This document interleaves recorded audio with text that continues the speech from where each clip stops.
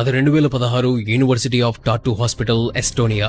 ఒక 87 ఏళ్ల వ్యక్తి హాస్పిటల్లో ఉన్నాడు. అది హెడ్ ఇంజురీ. ట్రీట్మెంట్ జరుగుతూ ఉంది. ట్రీట్మెంట్ మధ్యలో తనకు సడన్ గా హార్ట్ అటాక్ వచ్చింది. తన గుండె ఆగిపోయింది. అతని గుండె ఆగిన కొన్ని సెకండ్స్ కి ముందు అండ్ తరువాత తన బ్రెయిన్ ఫంక్షన్ రికార్డ్ అయి ఉంది. డాక్టర్లు ఏమి రికార్డ్ అయిందో అని ఆశ్చర్యంగా చూశారు. ఆ సమయంలో అతి శక్తివంతమైన గామా వేవ్స్ తన బ్రెయిన్ లో విడుదలవటం డాక్టర్లు చూశారు. మీకు ఇంట్రెస్టింగ్ విషయం చెప్పాలి. మనం గాఢ నిద్రలో ఉన్నప్పుడు మన నుండి డెల్టా వేవ్స్ వస్తాయి. వాటి ఫ్రీక్వెన్సీ 0.5 హెర్ట్జ్ నుండి 4 హెర్ట్జ్ వరకు ఉంటుంది. ప్రశాంతంగా ఉన్నప్పుడు ఏదైనా క్రియేటివ్ పని చేస్తూ ఉన్నప్పుడు థీటా వేవ్స్ వస్తాయి. దాని ఫ్రీక్వెన్సీ 4 to 8 ఉంటుంది. ఇంకా డీప్ రిలాక్స్ మోడ్ లో ఉన్నప్పుడు వచ్చేది ఆల్ఫా వేవ్స్. అది 8 నుండి 12 ఉంటుంది. కానీ మన బ్రెయిన్ హై లెవెల్ ప్రాసెసింగ్ చేస్తూ ఉన్నప్పుడు, ఒక కొత్త విషయాన్ని గ్రహిస్తూ ఉన్నప్పుడు, స్పిరిచువల్ అవేకనింగ్ జరుగుతూ ఉన్నప్పుడు మనలో విడుదలయ్యేది గామా వేవ్స్. దీని ఫ్రీక్వెన్సీ 30 నుండి 100 హెర్ట్జ్ ఉంటుంది. ఇది అత్యంత వేగవంతమైనది, బలమైనది. ఈ సమయంలో మన బ్రెయిన్ హై వోల్టేజ్ మోడ్ లో ఉంటుంది. ఒక చనిపోయిన వ్యక్తిలో ఎంత శక్తివంతమైన విస్ఫోటనం జరగటం అందరినీ ఆశ్చర్యం కలిగించింది. ఈ సందర్భాన్ని గమనించిన డాక్టర్ అజ్మల్ జమ్మర్ అనే న్యూరో సైంటిస్ట్ ఇదే చెప్పాడు.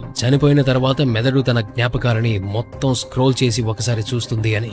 Final seconds might not be silence but the story of your entire life playing one last time అని చెప్పాడు. ఇది అసలు ఎందుకు జరుగుతుందో ఇంతవరకు ఎటువంటి సైంటిఫిక్ రీజన్ లేదు, ఆన్సర్ లేదు. కానీ వీటికి సంబంధించిన ఎక్స్ప్లెనేషన్స్ నాకు కొన్ని సహస్రాబ్దికి పూర్వం దొరికాయి.